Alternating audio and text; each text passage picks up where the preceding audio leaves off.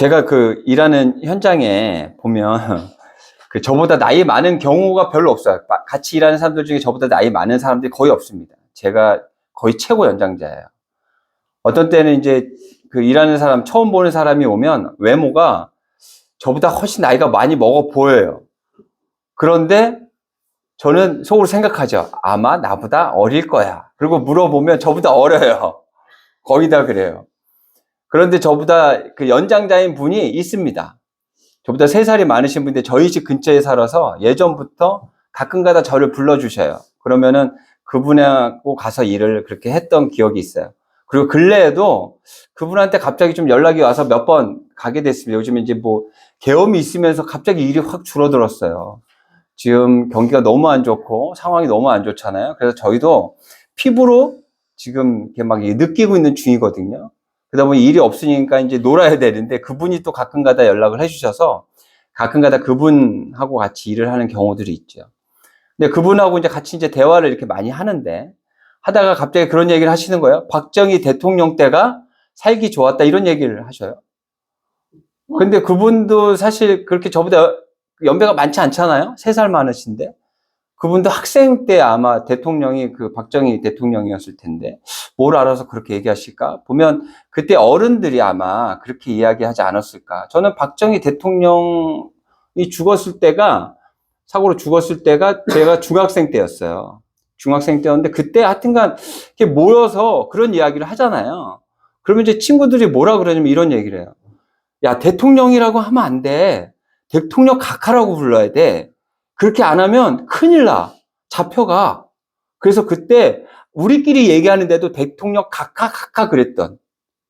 그러니까 그때 살기 좋다라고 느꼈던 건 여러분 팍스 로마나라고 해야죠. 팍스 로마나. 로마의 평화. 로마 때 평화로웠어요. 근데 어떤 큰 힘이 작용하고 있는 거예요. 평화롭지 않으면 안 돼. 자기가 할 이야기를 제대로 할 수 없어요. 근데 사람들은 그것이 평화라고 생각하는 거죠. 그때가 살기 좋았다라고 생각해요. 근데 박정희 대통령 그 사람은 10년 넘게 거의 20년 가까이를 대통령을 해서 독재를 한 거죠. 그리고 또 좋은 일들도 많이 하긴 했죠. 그리고 그 사람은 항상 국민과 나라를 위한다고 이야기합니다. 모든 지도자들이 그렇게 이야기해요.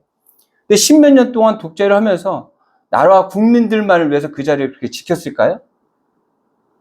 아니요. 자신의 욕심을 채운 거죠. 지금 이렇게 경기가 나빠진 이유가 뭐예요? 나라와 국민을 위한다고 이야기하는 대통령이 자기 욕심 때문에 계엄을 선포한 거잖아요. 그래서 그 피해는 다 누가 보고 있어요? 국민이 다 보고 있어요. 말은 그렇게 하지만 그 마음속은 다른 마음을 가지고 있는 거죠. 저기 북한에 그 김정은 그 사람도 인민을 위한다 그러잖아요. 그래서 그 인민들이 그 김정은을 보면 막 눈물을 흘려요. 고마워가지고. 근데 그 독재하는 게 국민을 위한 거예요? 아니잖아요. 자기 욕심을 채우려고 그러는 거잖아요. 말과 그 마음이 달라요. 오늘 말씀을 보면은요. 요한에게 세례를 받으러 오는 사람들이 있어요. 1절이에요. 요한이 세례 받으러 나오는 무리에게 이르되, 이제 세례를 받으러 사람들이 온단 말이에요. 뭐라 그러냐면 독사의 자식들아 이렇게 불러요. 아, 세례를 받으러 오겠다고, 예배 드리러 교회에 오겠다고 하는 사람에게 그렇게 지금 이야기하고 있는 거예요. 왜 그러냐면 보세요. 8절이에요. 회개에 합당한 열매를 맺고 속으로 아브라함이 우리 조상이라 말하지 말라. 내가 너에게 이르노니 하나님이 능히 이 돌들로도 아브라함의 자손이 되게 하시. 그러니까 세례를 받으러 오는데 그 마음은 딴 마음을 품고 있는 거죠.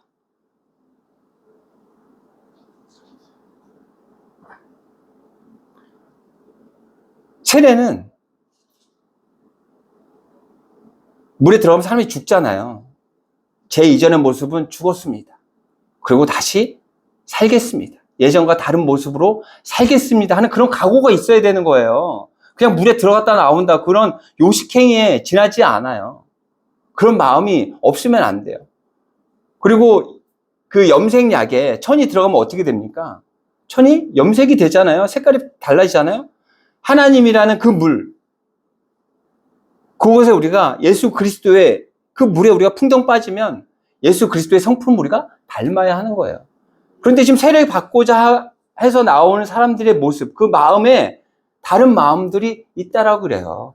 근데 그런 마음이 어떤 마음이냐면 이렇게 이야기합니다. 아브라함이 우리 조상이라 말하지 말라. 그러니까 그들이 종교적 특권이나 혈연적 계보로 분명히 나는 구원을 받아도 되는 그런 존재야 라고 생각하고 있다라는 거예요. 왜? 하나님이 택한 선민이라고 자신들을 생각하고 있기 때문에 그래요. 근데 요한은 뭐라 그러냐면 돌들로도 아브라함의 자손이 되게 할 수 있다 그래요. 그건 하나님께서 사람을 진흙으로 만드셨잖아요. 돌들로는 왜 사람을 못 만들겠어요? 너희들이 하나님의 선민이다, 택함 받았다고 해서 그래서 구원받는 게 아니야. 너희들 마음속에 있는 마음가짐 자체가 달라져야 돼. 너희가 변해져야 돼. 예전에 제약된 모습이 아니라 다른 모습이어야 돼라는 걸 지금 이야기하고 있는 거예요. 그걸 어떻게 해야 된다고요? 회개에 합당한 열매를 맺어야 한다. 그렇게 이야기를 합니다. 회개를 하려면요, 예수 그리스도 앞으로 나아가야 돼요. 그렇죠? 예수 그리스도가 지난주에 제가 뭐라고 그랬어요? 참 빛이라고 말씀드렸죠. 빛이 비친단 말이에요. 그 빛이 비치면 그 빛을 통해서 우리의 모습을 적나라하게 다 드러낼 수밖에 없어요. 그리고 우리의 모습을 우리가 목도할 수밖에 없죠. 그리고 우리가 정말 죽을 수밖에 없는 그런 참혹한 죄인이다라는 걸 깨닫게 되는 거예요. 우리의 모습을 보고 어떻게 해요? 하나님만을 의지할 수밖에 없는 거예요. 예수 그리스도의 보혈로 우리의 죄를 깨끗이 사해 주실 수밖에 없는 거예요. 그러다 보면 어떻게 돼요? 하나님만을 의지해야 한다는 거죠. 이 죄는요, 제가 예배할 때 처음 말씀드렸던 것처럼 그 관역에서 화살이 빗나간 걸 얘기합니다. 화살은 관역을 맞춰야 돼요. 그런데 그 관역을 못 맞추고 빗나간 것을 죄라고 얘기합니다. 우리는 하나님이 바라시는 그 목표를 향해 나아가야 돼요. 그런데 우리 욕심 때문에 그 목표로 나아가지 못해요. 그것을 뭐라 그래요? 죄라고 이야기하는 거예요. 이 죄의 문제가 해결이 돼야 돼요. 그러면 어떻게 된다고요? 회개해야 된다고. 그렇게 되면 어떻게 돼요? 하나님 바라시는 그 관역으로 우리가 나아갈 수 있는 거예요. 그러니까 이 회개를 통해서 우리 존재가 어떤 존재인지를 명확히 깨달아 알아야 된다는 걸 이야기하고 있는 거예요. 잘 먹고 잘 살면, 장수하면 복 받은 거야. 그게 최고야가 아니라 이 땅에 우리가 왜 태어났는지, 하나님께서 우리를 이 땅에 왜 보내셨는지를 명확히 알아야 돼요. 그래야지 우리가 정확한 목표를 향해서 나아갈 수 있는 거죠. 좋은 시계는 어떤 시계입니까? 다이아몬드가 많이 박힌 시계가 좋은 시계예요? 아니면 금으로 도금된 시계가 좋은 시계입니까? 아니면 이 시계가 너무 강해가지고요, 이 시계를 가지고 못하는 게 없는 거예요. 망치로도 사용하고요, 다른 사람 팰 때도 사용하고요. 그게 좋은 시계입니까? 아니죠. 좋은 시계는 어떤 시계냐면요, 시간을 정확히 알려주는 시계가 좋은 시계예요.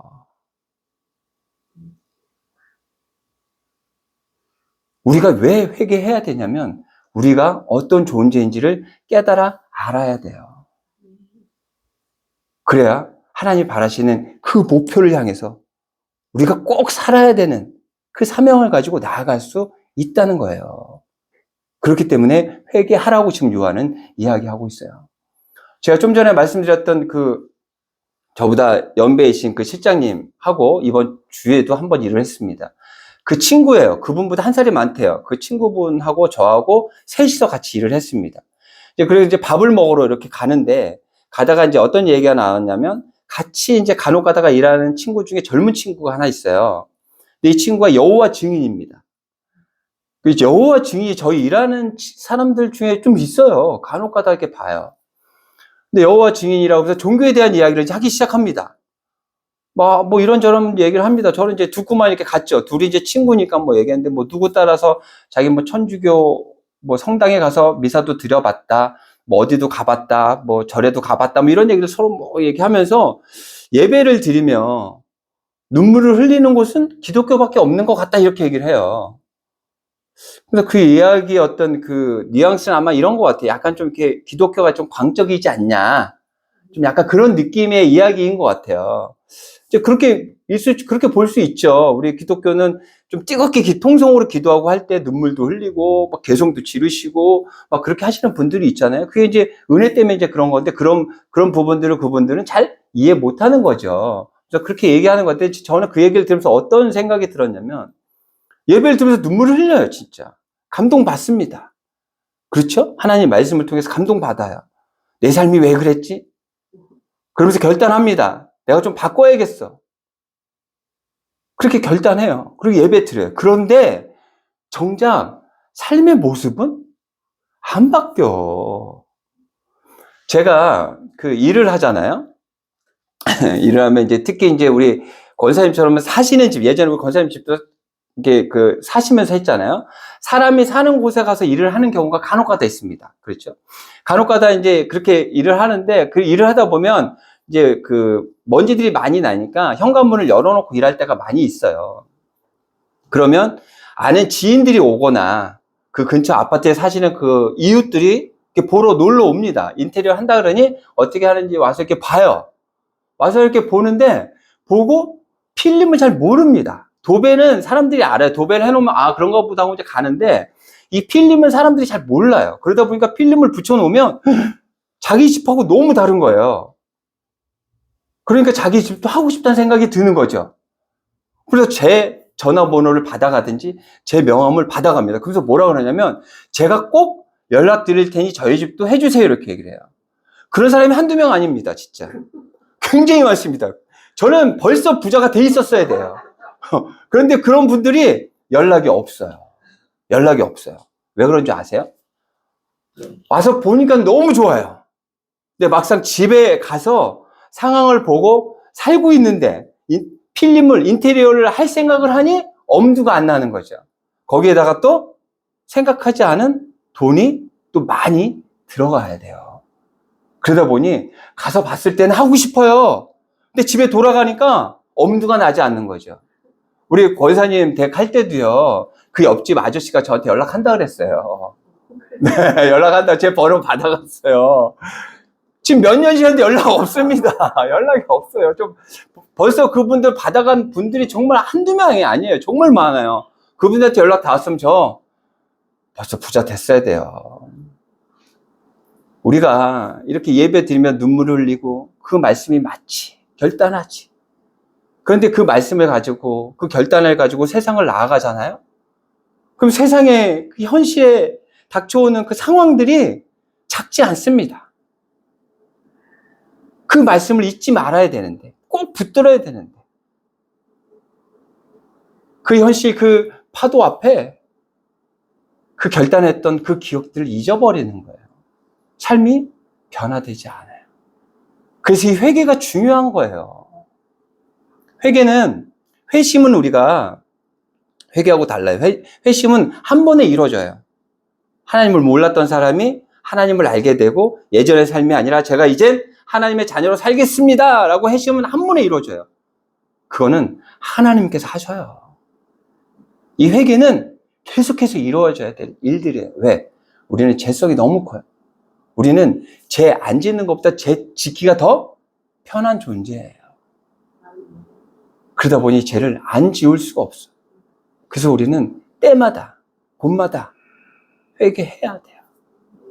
그래야 우리가 어떤 존재인지를 깨닫고 하나님이 바라시는 정확한 목표를 향해 조금씩 나아갈 수 있어요. 이렇게 얘기하는 요한에게 그를 따랐던 사람들이 이제 물어봅니다. 10절에 우리가 물어 이르되 그러면 우리가 무엇을 하리이까? 라고 물어봐요. 그랬더니 12절, 13절, 14절 제가 먼저 읽어볼게요. 세리들도 세례를 받고자 하여 와서 이르되 선생에 우리는 무엇을 하리이까 하매 이르되 부과된 것 외에는 거두지 말라 하고 군인들도 물어 이르되 우리는 무엇을 하리이까 하매 이르되 사람에게서 강탈하지 말며 거짓으로 고발하지 말고 받는 급여를 족한 줄로 알라 하니라. 막 대단할 것 같잖아요. 정말 상식적인 얘기 하는 거예요. 너무 상식적이죠. 그렇죠? 그렇죠? 세리에게 너희가 받아야 될 돈만 받아. 돈 받지 말라는 게 아니에요. 너희가 받아야 될 것만 받아. 하지만 불이하게 더 받지는 말아야 돼. 그 이야기 하고 있는 거예요. 그리고 군인들에게도 너희가 받은 그 권한으로 다른 사람들 괴롭히지 말고 너희들 역할만 하면 돼 라고 이야기해. 너무 상식적이에요. 별 이야기가 아닌 것 같아요. 그런데요, 상식을 지키기가 너무 어려워요. 보세요. 이번에 나라를 지키라고, 국민을 지키라고 그렇게 군인들을 세웠잖아요. 권한을 줬잖아요. 그럼 총불을 어디로 향해야 됩니까? 바깥으로 향해야 되잖아요. 근데 어디로 향했어요? 우리를 지켜달라고 군인들을 세워놨는데 권력을 줬는데, 권한을 줬는데, 어디로 향했어요, 그 총뿌리가? 국민들에게 향했잖아요. 이 상식적이지 않은 일이잖아요. 이 요한이 왜 이렇게 상식적인 일을 했을까, 이야기를 했을까? 상식적이지 않은 일들이 너무 많아요. 교회 안에서도 그래요. 사람들이 있잖아요. 교회 바라는 거 별거 없어요. 그래도 세상보다는 좀 나은 모습을 보여주길 바래요. 그런데 너무 안타까운 건 뭐냐면 이 교회가 있잖아요. 세상보다 더 악한 모습을 보일 때도 있어요. 얼마 전에 뉴스를 보니까 교회 안에 파가 다른 사람들끼리 서로 폭력을 쓰고 싸웠다라는 그런 기사를 본 적이 있어요. 그 말이 됩니까? 다를 수 있죠. 그렇다고 싸워요? 하나님의 자녀들끼리 대화를 하고 함께 토론하며 더 좋은 방향으로 나아가기 위해서 기도하며 말씀으로 나아가야죠. 그러니까 상식적이지 않은 이런 모습들이 있다니까요. 이렇게 많다니까요. 요한이 이야기하는 상식이네 뭐 그런 걸 얘기를 하고 있어. 아니요. 그걸 못 지키고 산다니까 우리가. 너무 안타까운 모습이에요. 우리 상식을 지키며 살아갑시다. 대단한 얘기 아니잖아요. 상식을 지킵시다. 상식적인 대통령이 돼주세요, 그냥. 상식을 못 지킨다니까요. 너무 안타까워요, 정말. 우리 자손들에게 어떤 나라를 물려줘야 될까요, 정말. 좋은 나라를 물려줘야 될 텐데. 좀 더 나아지는 그런 모습으로 우리 자녀들에게 물려줘야 할 텐데 너무 안타깝습니다. 그리고 11절이에요. 대답하여 이르되 옷 두 벌 있는 자는 옷 없는 자에게 나눠줄 것이요 먹을 것이 있는 자도 그렇게 할 것이니라. 제가 어저께 산에를 가면서 이재철 목사님의 설교를 좀 들었어요. 저는 이재철 목사님 참 존경하고 좋아합니다. 그리고 저는 그분의 설교보다 그분이 책을 너무 잘 써요. 그래서 저는 처음부터 그분의 책을 읽고 그분의 책을 안 읽은 게 없어요. 다 읽었어요. 너무 좋아요. 근데 설교는 많이 듣질 않았는데 근래에 이렇게 듣는데 예전에는 왜 책을 이렇게 잘 쓰시는데 설교는 왜 이러실까 그랬는데 아마 제가 그때는 제가 좀 부족했던 것 같아요. 지금 이렇게 들어보면 너무 좋으세요. 근데 이제 그 설교 중에 그런 이야기를 하시는 거예요. 자신이 이제 그 시골에 사시는데 자신이 그 살고 있는 그 시골 집 앞에 그 마을에 굉장히 큰 느티나무가 있대요. 500년이 넘은 느티나무. 근데 제가 이렇게 예전에 현장을 많이 다니다 보면 동네마다 그런 나무들이 있어요. 그 입구에 굉장히 큰 나무가 있습니다. 상징적으로 있습니다. 굉장히 큰 나무가 있대요. 그 느티나무가 500년이 된 나무래요. 겨울인데도 잎이 다 떨어졌는데 얼마나 웅장한지 모르는데. 왜 그럴까요? 그 느티나무는 하나의 열매도 맺지 않아요. 자기만을 위해 사는 나무예요, 얘는. 그런데 이제 과실 수 있잖아요. 집에 이제 감나무가 3개가 있대요. 근데 3개 중에 하나가 병이 난 거예요. 그래서 이 감나무를 어떻게든지 고치고 싶어서 전문가를 불렀답니다. 그랬더니 그 전문가가 이래요. 과실수는 너무 많은 열매를 그동안 맺어서 사람들에게 다 나눠줬기 때문에 오래 살 수가 없습니다. 이 나무는 100년이 지난 나무이기 때문에 이제 베어버려야 돼요. 그 목사님의 설교를 들으면서 우리 이렇게 길 지나다니다 보면 이렇게 굽어진 어머니들의 모습 보잖아요. 다 그 진해까지 다 내어놓은 거예요. 누구 때문에요? 그 자녀들 때문에. 그렇게 사신 거예요. 저희 장모님도 허리가 이렇게 굽으셨었거든요. 근데 그렇게 사셨던 그 이유가 있잖아요. 자식들 때문에 그렇게 사셨던 거예요. 그러면서 예수님에 대한 이야기를 하시더라고요. 예수님께서 이렇게 과실수처럼 우리들에게 모든 것들을 다 주셨다라고 그렇게 이야기하셔요. 우리 부모님들도 그렇게 하셨죠. 우리가 지금 요한이 이야기하는 게 이래요. 옷 2벌 있으면 1벌 주래요. 2개 있으니까 하나 주래요. 먹을 거 있으면 좀 나눠 주래요. 너 예수님이 정말 모든 진액을 다 빼서 너한테 희생했으니 너도 그렇게 해. 라고 이야기하지 않아요. 우리 이 정도는 할 수 있잖아요. 뭘 기억하면요? 우리를 위해 죽으신 예수님을 생각하면. 저는 우리 그 손자가 너무 이뻐요. 저 핸드폰을 열 때마다 우리 손자의 사진이 딱 나오면 막 아침에 일어나면 그렇게 좋은 기분은 아니잖아요? 근데 그 핸드폰을 이렇게 보다 얼굴이 딱 나오면 갑자기 저도 모르게 웃음이 활짝 펴집니다. 제 얼굴이 활짝 펴져요. 그리고 핸드폰을 이렇게 열 때마다 우리 그 손녀의 모습을 보면 너무너무 기쁜 거죠. 그러면서, 뭘 좀 더 해주고 싶다. 자녀들에게 뭘 줘도 아깝지가 않은 거예요. 근데 부모님한테는 그게 쉽지 않습니다. 그래서 너무 죄송해요. 항상 그 죄송한 마음이 있어요. 왜 내 자식한테 주는 건 이렇게 하나도 안 아까운데 우리 부모한테 내가 왜 그렇게 못할까? 근데 그 이재철 목사님의 그 설교를 들으면서 이런 생각이 들었어요. 내가 받았기 때문에 우리 부모님한테 받았기 때문에 내가 이렇게 줄 수 있는 거구나. 내가 우리 부모님한테 못 드려도 우리 부모님들은 또 그 부모님들한테 받았기 때문에 나를 이해하시겠지라는 그런 생각이 들더라고요. 요한이 이야기하는 이렇게 나눌 수 있는 그 이유는요, 단 한 가지예요. 받았기 때문에 줄 수 있는 거예요. 내가 좀 있으니까, 내가 할 수 있으니까가 아니라 내가 받았기 때문에 줄 수 있는 거예요.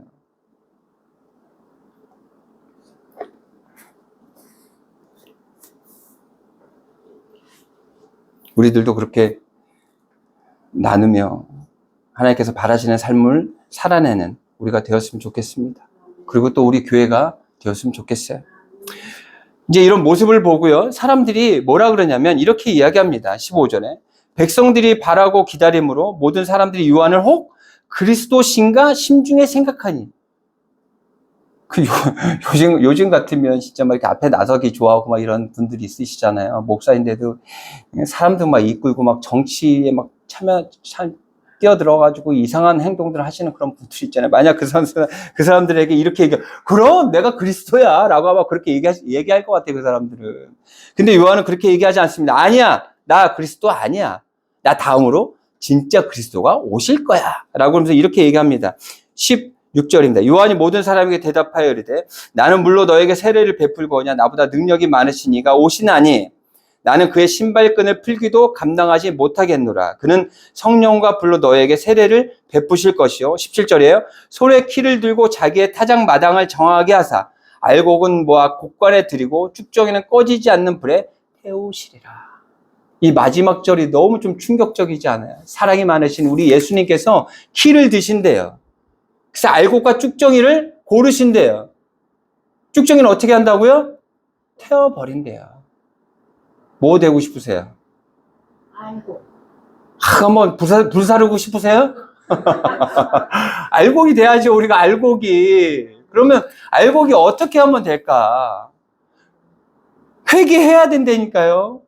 회개를 통해서 우리가 어떤 방향으로 나아갈지 우리가 깨달아 알아야 돼요. 그리고요, 예배하고 말씀과 기도 찬양을 통해서 우리에게 주시는 하나님의 그 감동, 그 말씀을 우리 마음속에 새겨야 돼요.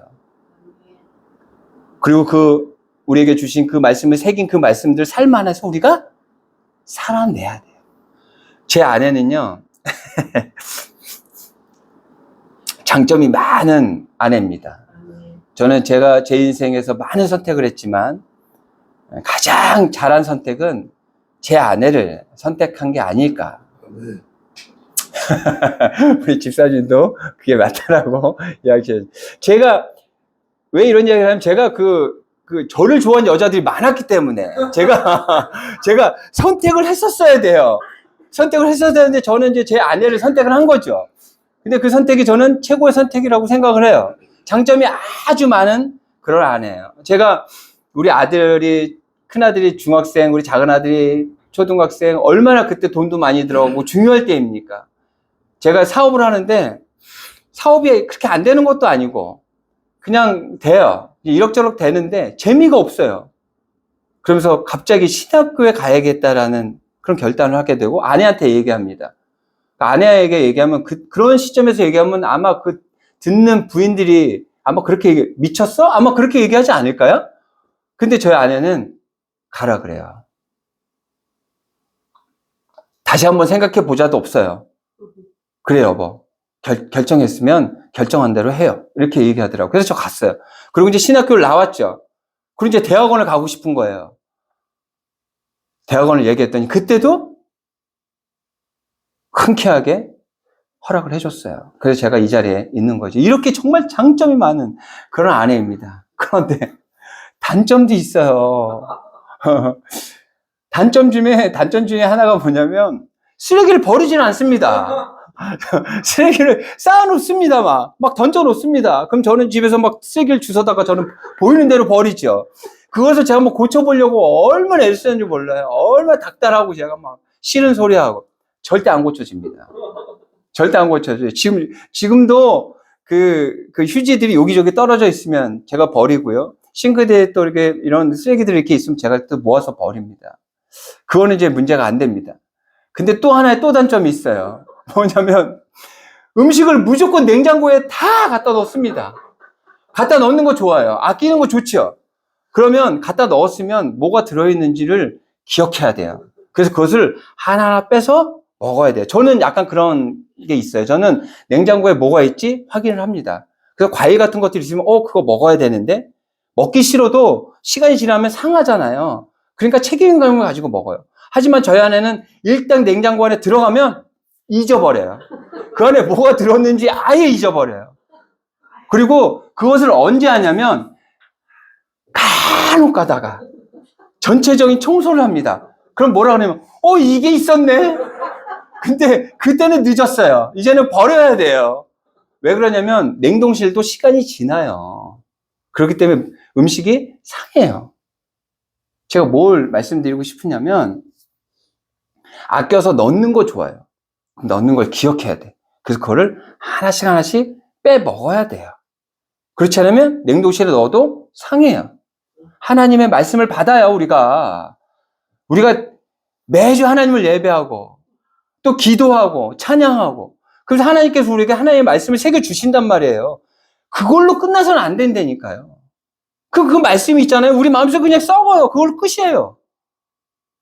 그 말씀을 끄집어내야 돼요. 그 말씀을 삶 안에서 살아내야 돼요. 그리고 우리 삶이 변해요. 보세요, 여러분. 막 열광적으로 예배하는 그 찬양 집회 가보세요. 저도 처음에 그 찬양에 대한 어떤 갈급함이 있어서 찬양 집회 가면요. 나도 모르게 눈물이 나옵니다. 그럼 막 두 손 들지 말라고 뭐 얘기하지 않아도 막 두 손 들고요. 막. 얼마나 뜨겁게 찬양하는지 몰라요. 근데 삶이 변함이 없다니까요. 잠깐의 감정으로 그렇게 하는 걸까요? 아니요. 주시는 은혜가 있다니까요, 분명히. 마음에 새겨진다니까요. 그걸 끄집어내야 돼요, 삶 안에서. 그리고 삶이 변해진다니까요. 우리 2025년 돌아보시고, 2024년 돌아보시고, 2025년을 다시 계획하면서 이제 어떻게 살아야 할지를 다시 한번 생각할 때 하나님이 주신 그 은혜를, 그 능력을 내가 그냥 새기고 있는 것, 그것으로 끝나는 것이 아니라 삶 안에서 살아내겠습니다 하는 그 결단이 꼭 있어야겠어요. 네. 그러기 위해서 어떻게 해야 된다고요? 때마다 우리는 회개해야 돼요. 죄로부터 멀어져야 돼요. 하나님께서 우리에게 바라신 하나님의 계획이, 목표가 무엇인지 우리는 알아내야 돼요. 그 목표를 향해서 우리는 나아가야 돼요.